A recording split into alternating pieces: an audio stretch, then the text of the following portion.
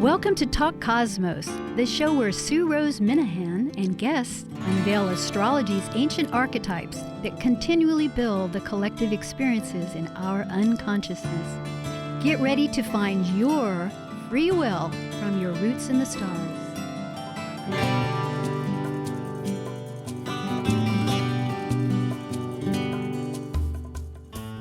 Greetings, this is Talk Cosmos. I'm Sue Rose Minahan, and tonight is August 31st. This show will repeat on Thursday morning, September 5th at 6 in the morning, and this is Pacific time. The subject tonight is Virgo new moon. It is the new moon. Today is the new moon, and it involves several planets, including Mars and Venus. Actually, there's 5, Mercury and Juno. It's quite a stellium, and stellium means more than 3.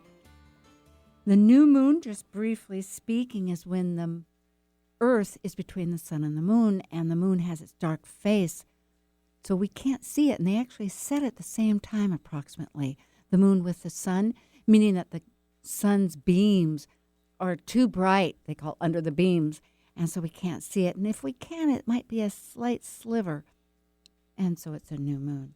Tonight's guest has been on the program before, Madame Ximon. And Madame Ximon is an archetypal astrologer. She writes quite a bit and is a visionary fine artist. She studies many forms of Lilith and is quite expert in this result, which will be pertinent for today's chart also. And Madame Ximon is a tarot reader at the Chapel of Sacred Mirror in New York. So I'm very happy to greet and say hi, Ximon. Madam Ximon, it's really a pleasure. Likewise, Sue. It's a pleasure to be here. Yes. Well, today's new moon was, I'm trying to remember exactly what time it was. I have it written down. Actually, it was yesterday. Oh, thank you. Thank you. I'm glad we determined that right away. Okay. So, yes, it was on the 30th. Yes, it was yesterday at 3:37 a.m. Pacific time. Okay. Yeah, I'm thinking of already, I'm projected ahead for Libra. Well, a new moon, it is really the start of a new beginning. And we're just at the end of the first week of Virgo season. So we're in that kind of that initial Virgo energy, and that's being emphasized by this new moon with that big stellium in Virgo. Yes, as far as you mean like gathering information and making discernments. I know that, I guess now I'll bring it up since it makes sense. I was thinking that it's such a personal sign. It is underneath the horizon. Of course, it's finishing up our personal development for growth. But I just spoke with a with a friend, an astrologer, who is going through a great deal of new decisions and getting a pet to replace a pet that had passed. And I realized, well, Virgo is very much concerned with small pets.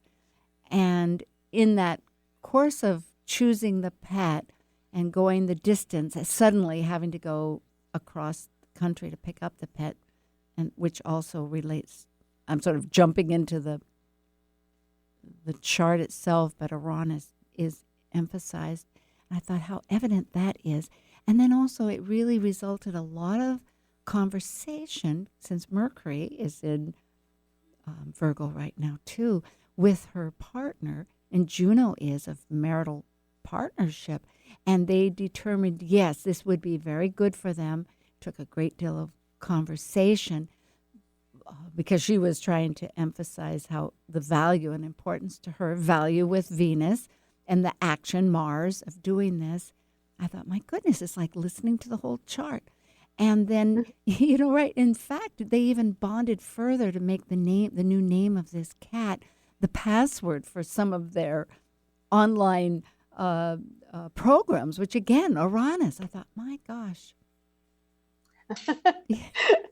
Yeah. Yeah, that is very apropos. Yeah. Virgo is, you mentioned Mercury. Mercury is the ruler of Virgo. Um, and at the same time, Virgo's a mutable earth sign. So it's this combination of thought and physicality in this sign. So it's very interesting because um, it gives us this sense of embodiment that at the same time is very conscious. And so that, I think, contributes to that sense of being personal that you're talking about. I like this definition. Embodiment. Wonderful word. So appropriate. Yes. And conscious. Yeah, Indeed. Virgo is very mindful about our relationship with the material world. Mindful. I've been using that word all day long. It's really the present, being connecting. And as you say, connecting the physical. If you're going to set something down, where did you put it? Well, it's just a tiny detail, but the details in Virgo really are to be paid attention to. So that word I'm glad to hear you express this. Yes. Yeah, attention to detail is definitely a well-known Virgo trait, but also attention to growth, and our daily habits and how we practice things in order to perfect them, in order to achieve mastery. Yes, Uh, absolutely. so how this Virgo new moon is interacting with us, depending upon where Virgo is in our charts, we see this huge pileup of personal planets in Virgo that, bring home that sense of personalness that you're describing. Mm-hmm. And in that, whatever area of our chart we have Virgo, we now have this opportunity to really perfect our interface with that area of life. Especially because, so we had yesterday's new moon had this massive stellium that had the sun, the moon, Mercury, Venus, and Mars all together, along with Juno, as you mentioned. And then that had Uranus in Taurus was tightly trining the sun, moon, and Mars during that time. And Uranus has been going through this process of trining the other members of that stellium over the past week. And then Saturn in Capricorn is more loosely trining Venus at this time. So this stellium is forming this kind of ongoing grand Earth trine. After having had, this series of trines from the stellium to Uranus over the past week, and then over the next couple of weeks heading to the full moon, the stellium will form trines first with Saturn and then with Pluto in Capricorn. So it's a bit like Uranus is getting each of these Virgo stellium planets and luminaries all jazzed up with freedom and possibility. I love it. And then passing the baton to Saturn to help them keep up the momentum of whatever it is that we've decided to grow and perfect during this lunar cycle. And there's this emphasis on patience and steady growth and daily practice. Really great way to build those goals and envision what it is that we're wanting to empower and work on. It truly is what, with this energy, like you say, of the trine, which is for non-astrologers, is where the motion, the energy moves freely, 60 degrees, and with that huge conjunction of all those 5 planets and the asteroid, connecting so many elements of our psyche, our will, of sun, emotion of moon, our desires of what we want to attract with Venus and Mars, of our action, and then how to put it all together with the discerning ruler Mercury in its own sign that wants to marry us to some concept here that it's really a fortuitous, lot of work, A lot of energy here. And, I was reading a little more about Virgo through a few astrologers because, once again, it's gathering the information and discerning it, the great trait of Virgo. And it struck me how the idea that the early environment of Virgo, those people that have Virgo, or maybe any situation with Virgo, is that there was an out of control, the opposite of the axis of the 12th house, or Pisces and Neptune. It holds that space. And so having things out of control in the 6th house is where we work to gain control and to clean it up and to fix things. And so that's, such an industrious energy that's has a lot of support. Right, with support via that grand trine. Yes. Yeah, and with this, what we're going to be seeing over the next couple of weeks as we move toward the full moon, is that we've got this very conscious, mindful, growth-oriented energy that also wants to be of service, because remember, that's a core Virgo trait. Yes. Right? Yes. Okay. And then, because these planets are going to be trining first Saturn, and then they're going to go to trining Pluto as well. So we've got Saturn in his home sign of Capricorn, who's going to give us that patience and self-discipline to apply that daily Virgoan practice and work steadily at it with real interest in the details of what we're doing. It's not just a chore, right? And then Saturn passes the baton to Pluto to give us this deep, regenerative, and transformative power that can take all of that Virgoan practice and tempering and perfecting in our daily lives and give it depth and profundity and make it reverberate and shake things up on a much greater scale. So right before the show, we were talking about, the difference between that personal sense with Virgo and then the larger things going on in the world. Well, this new moon actually gives us this amazing opportunity to work on what is personal in order to affect what is transpersonal. Okay. Remember that Virgo wants to be of service. So while, especially when we've got that, like I said, Saturn passes the baton to Pluto after getting the baton from Uranus, right? And Pluto on his bad days can be an oligarch, a plutocrat, right? Abusing power. It is. But about that keep element. in mind. Sorry, what? No, I didn't mean to interrupt. I was just confirming. Yes, it is about power or no power. Yes, go ahead. But here's the thing, misusing Plutonian power for selfish ends ultimately bites back. So when we're looking at now, we've got this lovely grand trine energy, and it's going to move forward into these trines with Pluto from the members of that Virgo stellium. This is an opportunity for us to realize that the power within us can be shared in loving and mindful Virgoan service that now generates a sustainable capacity to do great things. Well, this is great. Instantly, I was thinking of the Amazon with the environment.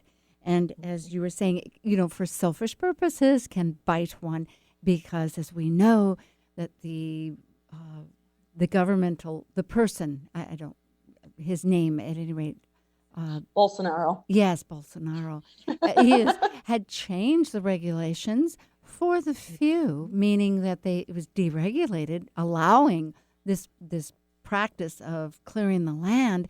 And then, of course, there's been the meeting back in France where the 6+1, as it has been designated now a little bit, in truthful essence, in a sense of the unity of powers, of thinking. But the fact is trying to say to Brazil, to the leadership of Brazil, that this is a global energy necessity. And of course, environment is distinct. it's an interesting thing because the wild, of course, is Pisces, but fixing the environment and just living within the environment, our space, is so Virgo. So, and here it is where you wonder if they were to clear all that land for beef or soybeans or whatever not the people, but the the rulers or government is trying to support. Gee, you could see that it would be a dust bowl, perhaps like the Sahara that also once was quite a forest and deforested. So I'm thinking, yes, you're absolutely right. It's an example of getting bit potentially. Right.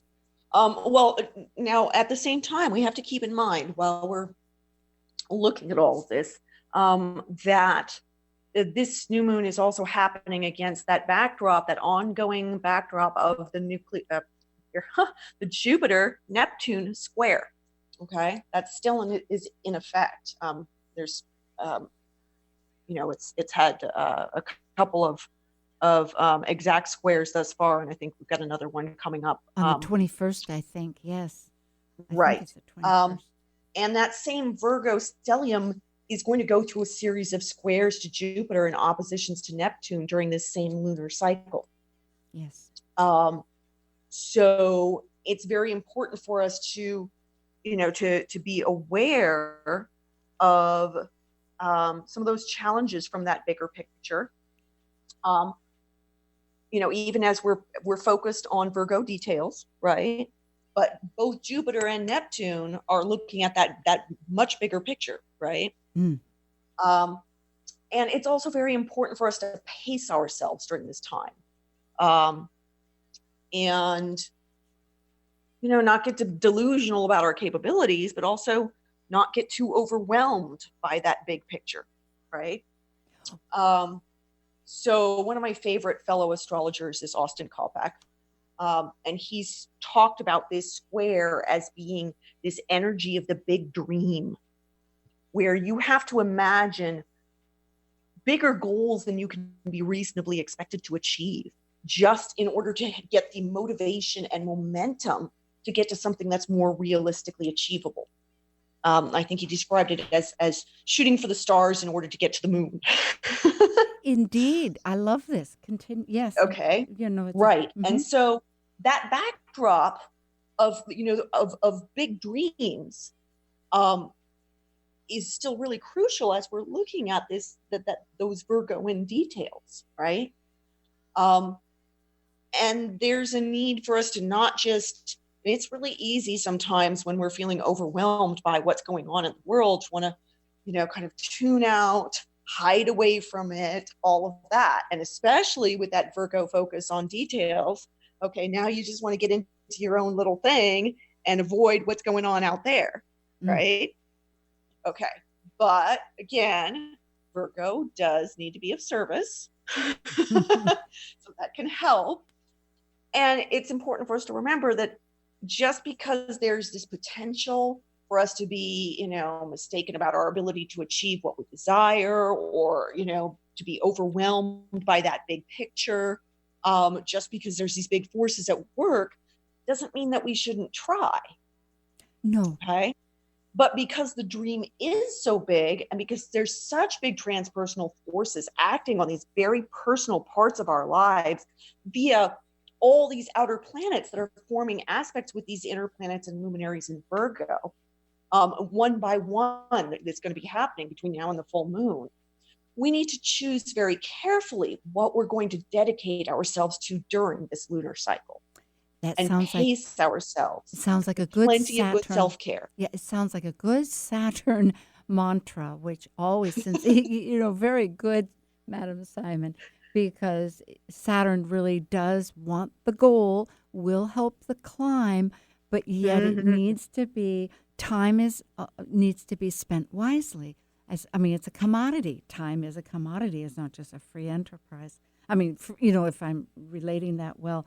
And you mentioned about the squares, which is very important, which for other non-astrologers means tension. It's a mathematical 90-degree angle, but translates into a matter of challenge, struggle, with the idea that there is a resolution to discover. There's tension involved. Life has its motion.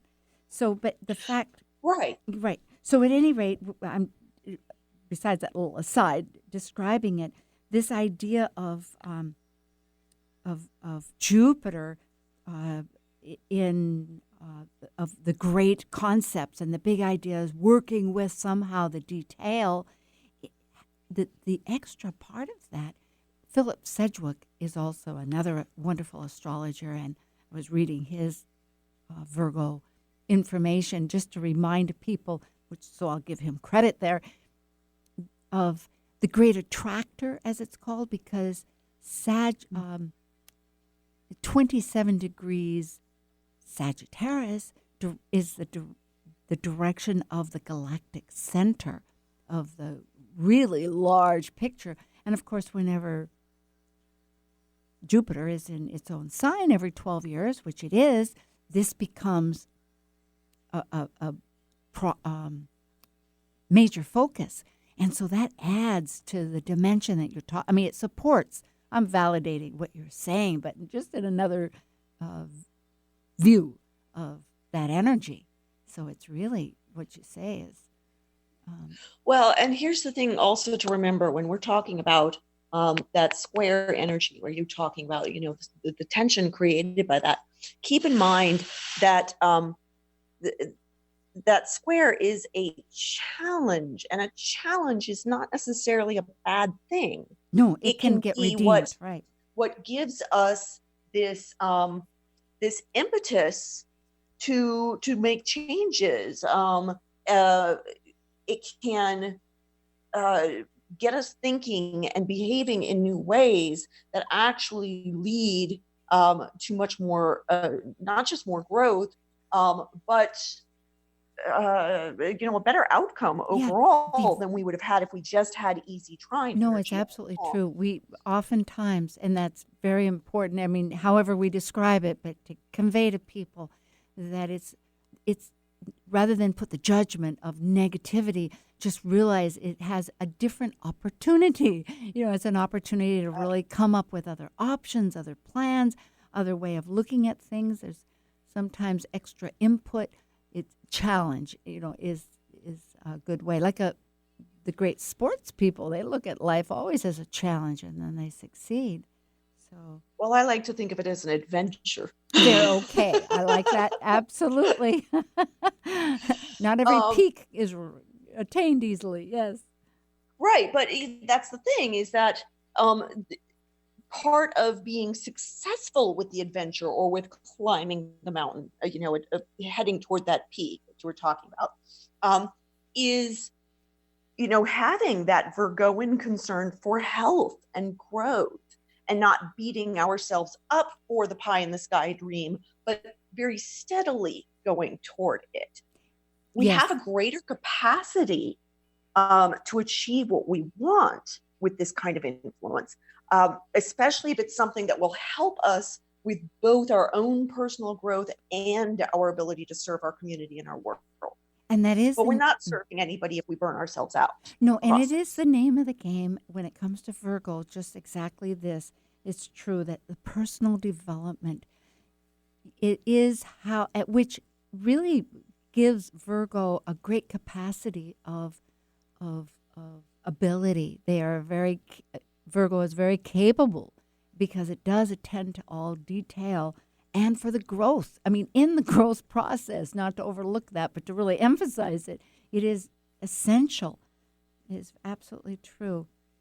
So right, and with as you mentioned earlier, Venus opposed Lilith at this new moon, and Lilith is also going to be part of this process with the rest of the Virgo stellium. It's going to oppose Lilith one by one between now and the full moon. Ooh, intriguing. And so part of that process of personal growth at this time is that we may find ourselves being tested to see if our goals in the material world are really aligning with our inner truth, and how much are we willing to risk other people thinking, "Oh, maybe they're, this person is a little strange, or, what on earth are they doing? This way that they have of being doesn't align with, what we think is how things should be." Lilith is about that area where we can feel like our inner truth is being rejected by society. But at the same time, there's a need for us to embody our being. Now, Lilith is in Pisces at this point, which can, get us all in our feelings and not really necessarily looking at practical, grounded physical matters. And yet there's this interaction between Virgoan embodiment and that Piscean emotional and intuitive sensitivity. Okay.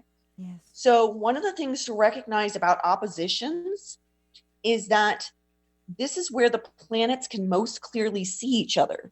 So even though technically they're, opposite, it looks like they're opposing each other, they actually have this great capacity for awareness as a result of that position. Perfect word. So yep. One by one, these members of this Virgo stellium are going to go through this process of opposing Lilith. And, she's going to be asking them, are you ready to embody what it is that you feel most deeply, most truly in your core? And are you ready to stand with that in the face of what could be opposition from the outer world, or what could be challenges from the outer world? Are you ready to stand for your inner truth and embody that on a daily basis? Oh, Madam Ximon, that is beautiful. We will leave our audience with that thought, and we'll come back. This is August 31st with Madam Ximon Talk Cosmos about the Virgo new moon. And we'll be right back. Thank you.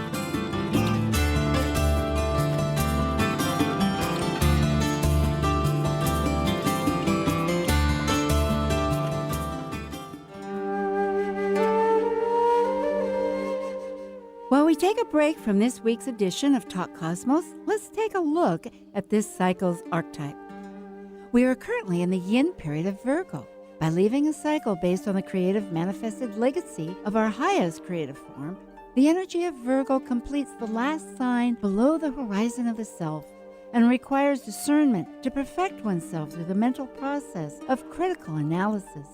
As a mutable earth sign, duly ruled by Mercury, Virgo refines, heals, or fixes through daily routines, developing skills and services to control nature's chaos and maximize efficiency. Hi, this is Eileen Grimes of the Jupiter Rising Show, and you're listening to Talk Cosmos on Alternative Talk 1150 AM, where we discuss the meaningfulness of our roots in the stars. Easy on the ears, good for the soul. Alternative Talk 1150. Hi again, Talk Cosmos. August 31st, New Moon Virgo with Madam Ximon. And Madam Ximon just spoke about Lilith in the sense, very importantly in this chart, that it opposes, and it doesn't oppose, that's right, it's opposite, meaning it is a sense of our awareness. And ask the great question, are you ready to embody in our core what we choose? Because it is really that independence of soul purpose. I mean, people can express this in various ways, but Lilith has that definite archetypal purpose to really connect with us on a very truthful, independent connection. So are we really connected with it and withstanding challenges? And it also brings up, I had commented about the Amazon and the common denominator that we on a globe are perhaps facing collectively, meaning that there's many reasons why we can all be of service and present our work. But also, I had just come into contact with another problem over in Africa, it's interesting. Both of these continents are below the equator. Well, this is South Africa, which is part of Africa that's below the equator. And they're both involved with the environment because they're the prime minister of environment is wanting to change the rules of the rhino, the white horn and the black horn, and radically shift it, but had opened it up to the public. So it really inspired me, and I wrote a long, lengthy letter and on Facebook also and publicized it because this is the essential, I think, clues into what Madame Ximon was bringing up as far as thinking of, and also in these charts going from the new moon, which we are now 2 weeks into the full moon, when we, on one level for this month, we can culminate some of our choices and with the challenges and go ahead. But the fact was radically rethinking that instead of empowering perhaps, because it's monetary, if looking at why are these environments being challenged, it's on a monetary basis. People need survival. You know, Uranus in self-surviving Taurus, it's one factor. But on the other hand, looking at if it is revenue, if hopefully if there could be, and here's the idealistic sense, and then I'll pass the torches on to Madame Ximon, but if possibly the energies of these nations could conspire with tourism and education, bringing in and make documentaries. In other words, really elevate these countries of great dignity of the environment. I mean, everything has dignity, but theirs truly embodies, you could say, these great factors of wild animals in Africa and the rainforest in Brazil. But in other words, turn the page to being on an entirely different strata, to realize that they have the sustainable resource of bringing in, everybody has a camera. You know, people do want the exotic. They want to learn and see things in wholeness rather than fragmented in zoos. You know, refuges are becoming more popular. So it's a lot of work, but it could be that if any of these motivations interested people, it could be like many cells, like a honeybee, where people could take one factor and connect with it and work out the details and try to change our paradigm. So that's my thought. You've inspired Well, part me. of changing that paradigm involves, understanding our connection to the natural world on a daily basis. You know, this new moon very much connects into that with that Virgoan sense of mindfulness, the Virgoan trait of embodiment. And then, with this series of oppositions to Lilith has to do with our beingness, not our doingness, our beingness. And right now she's in Pisces, which is compassionate and has this sense of scale, very, very large and long-term scale. And so I really think that these oppositions that we're going to be seeing between, Sun, Mercury, Venus, and Mars over the next couple of weeks, as part of this whole process with, that ongoing grand Earth trine, and then the challenges from Jupiter and Neptune, I think we're really being challenged to consider what are we feeling in our souls, in our core, and in our bodies that relates us to nature and that relates us on a daily basis to our planet. Not just, oh yes, there's these great big overwhelming issues out there, but how do we align ourselves in here, internally, and in our day-to-day environments? With Virgo's emphasis on precision and this process of each of these inner planets forming these aspects with the outers and with Lilith, we have this unique capacity now to fine tune whatever parts of our lives these transits are occurring in, our personal lives, right? And then, it's almost kind of like we're ratcheting up our awareness. It's like this clockwork mechanism going back and forth. But instead of feeling trapped in the mechanism, we can become liberated by it if we're willing to mindfully embody our vision of a more healthy world in our daily lives. Oh, boy. The systems of our lives are only as good as we make them, right? And if we continue to make systems that only serve a corporate machine that's killing the planet, then of course those systems are going to feel soul crushing and daily life will feel like, some hellish treadmill. But if we imagine for ourselves what kind of daily life would feel amazing on a body and soul level and be in service to our communities and our world. Oh, boy. And then work to create systems that can make that happen. Now, just the idea of that feels like something that we're willing to dedicate ourselves to really live our purpose day in and day out. It's enthusing. It's sustaining. Yes. So this starts, with this new moon is starting with the Uranian energy of liberation that has been infusing each of these personal planets and luminaries this past week. And it's now electrified this new moon. And now we can use that inspiration to work through these daily lessons that we're going to encounter with each of these aspects to Saturn, Jupiter, Neptune, Pluto, during this lunar cycle, so that we can establish the daily habits that will help us to solve the big problems of our lives by first solving the little problems. Yes. Because Virgo loves details.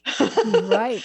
And so through that daily practice, we can heal ourselves and then our world in the process. We can't heal the world until we're willing to start the process of healing ourselves. And that begins with our daily habits. There's a concept in Taoism that is called the day, the virtue of the small. Okay. And that's what I absolutely think this new moon in Virgo is about. The day, the small having ripple effects outward into a much larger scale. well, certainly, I'm just looking at the chart and realizing that right now Jupiter and Venus are the closest in that quest of challenging options, as we've defined. And Venus is going to square Jupiter on the 2nd. yeah, meaning that that really strongly relates to the start of searching. Just to respond to what you were saying about the values, what values fit on a broad, on the wide spectrum of our belief structures. What fits and what needs work on and what can be discarded too. That is a big part of everything. You can't work on everything, but it is part of that. And when you say imagine, boy, that's part of Pisces. That's really, Neptune. That's so beautiful. And Lilith, because to imagine, on the one hand, it can be delusional. There is that, everything has shadow, everything has strength. But the strength of it is the imagination. And certainly everything begins with imagination. I think even Einstein said that. But of course he would. He was a Pisces. Right. But this is so great to think, because, and all of this really supports the Virgo energy. Virgo, it wants clarity out of the chaos that's not understood, so that there's some safety and and security. And again, though, in this case, it's not just a simple a one fit all. It is looking in this wide angle, like a wide lens, looking at. And I love the fact of you saying how you feel on a daily basis, connected to the self with nature, because what starts with the self can spread out, and then we have that alignment of thinking of our intentional purpose that we can connect with. Right. And this is a time when we can really get into how we embody on a daily basis this understanding that, yes, there's these big transcendental forces shaping our world on a massive scale. There's big problems. There are big problems, right?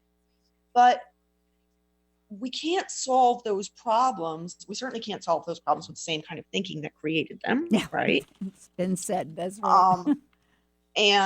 And each one of us, no matter how small and insignificant we can feel, we can rise up to meet those challenges, not so much by going, oh yeah, I've got the great big plan that's going to solve everything, but rather, how can I tend to things in my life on a regular basis that get me more in alignment with my connections with the world, my connections with nature, but also with my community, okay? And how can I be healthy? Remember, Virgo is very concerned with health. So how can I be healthy? My day-to-day interactions, both just by myself and then also with others surrounding me, and have that ripple outward, okay? We've got so many people are feeling so overwhelmed by what's going on in the world, in part because their own daily lives can feel so overwhelming. You can't really address those big issues until you address what's going on in your own life. Now, that can sometimes lead us to kind of, ostrich, hide our heads in the sand. And, I don't want to look at the big stuff because my own daily life is such a struggle. Okay. So the first steps towards healing the world involve healing ourselves and healing our daily lives.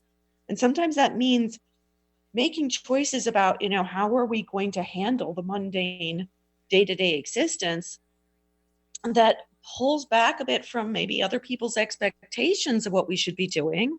Okay. Align ourselves more with our Lilith selves. But at the same time, try to find a healthier relationship. We've got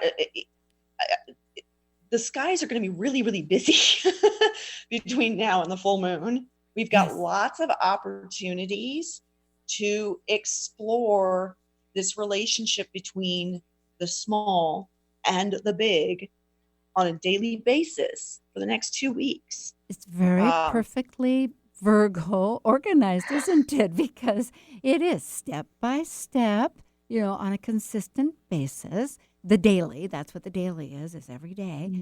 And on an earth basis, and mutable, it's changing, but yet there is a structure, and when you think of that trine, that supportive energy between all the earth, the Uranus of elevation and that the 5 planets in the asteroid in Virgo and then the Capricorn.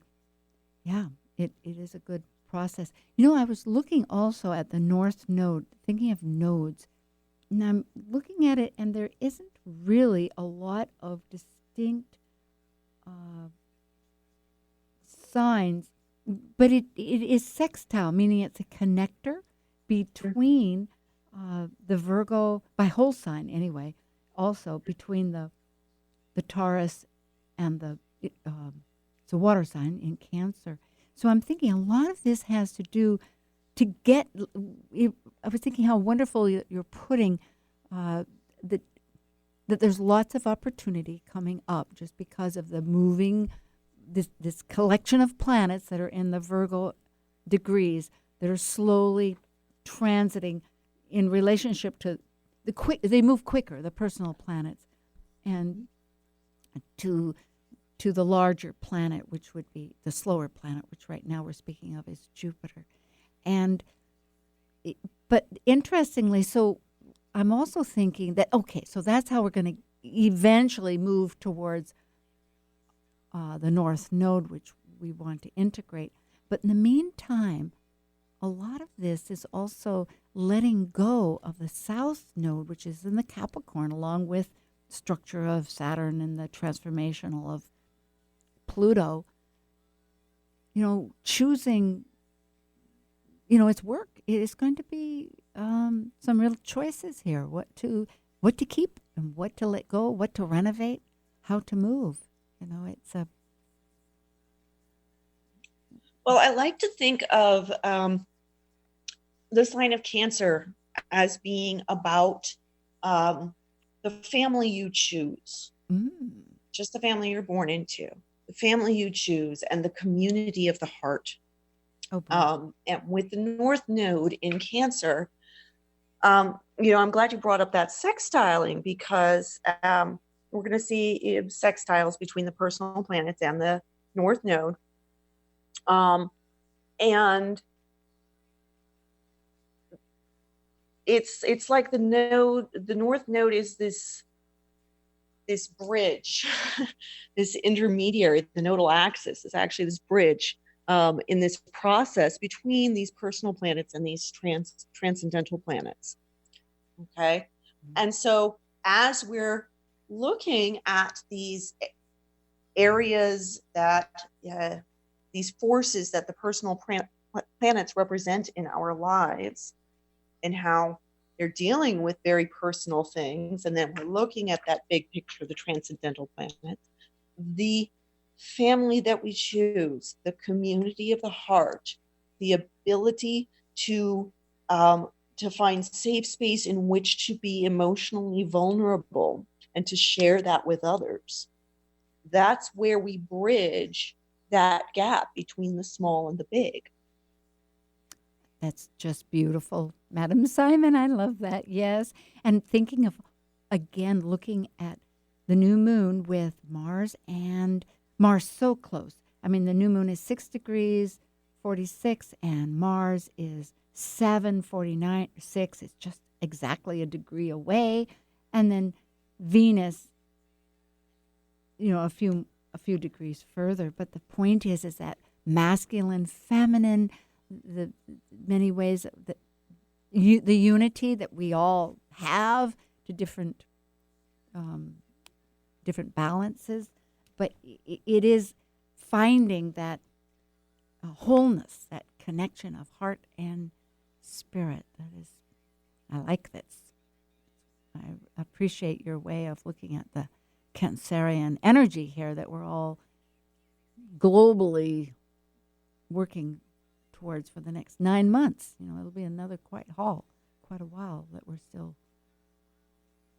Right. There's a lot of challenge in this time period when, people can be very polarized politically. There's this challenge to remember that we are all, we're one human race. We're one planet. We have this one home that we are all living on as we're, hurtling through space. And that Cancer North Node is about, finding ways to be emotionally vulnerable with each other, without, attacking each other, without dividing into camps so much, but finding, who's your tribe and who resonates well with you, and how can you then share and connect with others in ways that are not going to divide you further. They are not going to divide our planet further, but are instead going to help us unite to save our world. That's a I'm good cause. I can't put I can't put too fine a point on it. We're in danger for our lives. That's what climate change and all of this environmental destruction are doing to us. They're threatening the entire planet. And so we need to remember that we are all connected, and at the same time, honor those individual differences and honor our sensitive spots. And I think that this Virgo season, where we are being asked to work on our own personal stuff, that bridging that I mentioned between, by the nodal axis, that bridge between the personal planets and the transpersonal planets, we can use that to help remember, yes, we are all connected, even as we are all working on our individual stuff, even as we are all trying to make it through our day-to-day lives, and deal with, the mundane grind of our current, socioeconomic system and all of that. But yes, because if you do connect... Sorry? Well, I was just thinking, yes, because if one does connect into what, like you were mentioning, if Lilith really strongly aligns to our truthful, how we feel it really is our independently truthful beingness, then that's exciting to work on. That gives you fuel and energy to connect with others. And I just wanted to bring up that September 18th, Saturn is going to go direct. And of course, that will help, some of the work involved. Yes, because right now there's a lot of factorial, I don't know if factorial is the right word, but factors, levels, phases of incremental steps. Briefly, and then we'll come right back. Next week, that'll be September 7th, Dana Bernbach will be returning, and Dana and I have done 3 talks in the beginning of this second cycle for Aries, Taurus, and Gemini concerning the Kabbalah letters associated with that sign. And for Virgo, it's Yud or Yod, Y-O-D. So that'll be next week. And tonight I'm speaking with Madam Simon, and you can find Madam Simon, any information if you want to get in touch with her, go to talkcosmos.com. The guests' information is always kept there, and we keep it up to date. And also, if you want to listen to any programs, you can subscribe to podcast1.com, and they have all the archival talks, which you can also find online with Talk Cosmos. And so that's it. And at the moment, we are still talking about the new moon. And speaking of our liberation, I think, here of new ideas. So if you had a thought here, please share it again, Madam Simon. I don't know. I guess we're...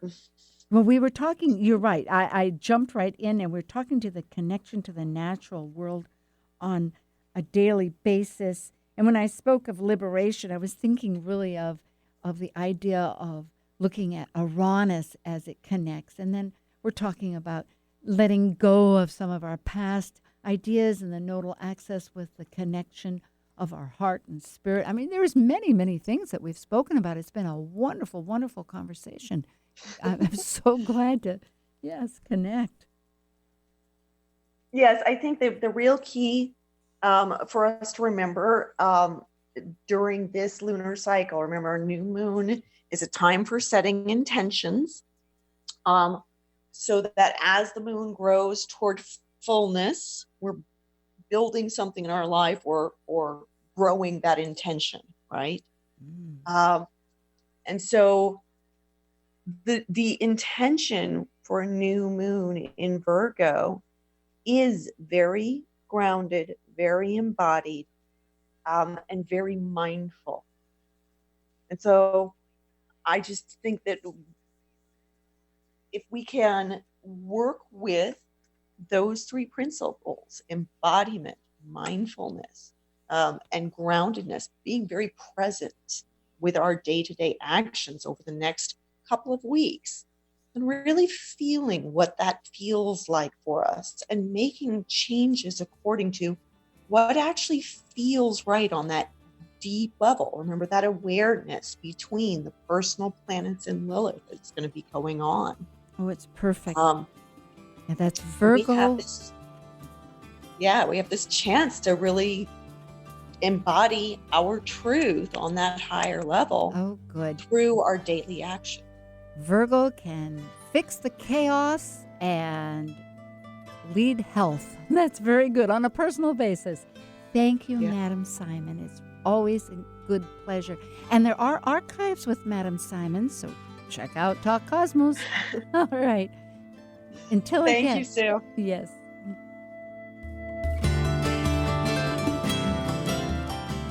Thank you for listening to Talk Cosmos, the show where Sue Rose Minahan and guests unveil astrology's ancient archetypes that continually build the collective experiences in our unconsciousness. Be sure to tune in next Saturday at 6 p.m. to continue finding your roots in the stars.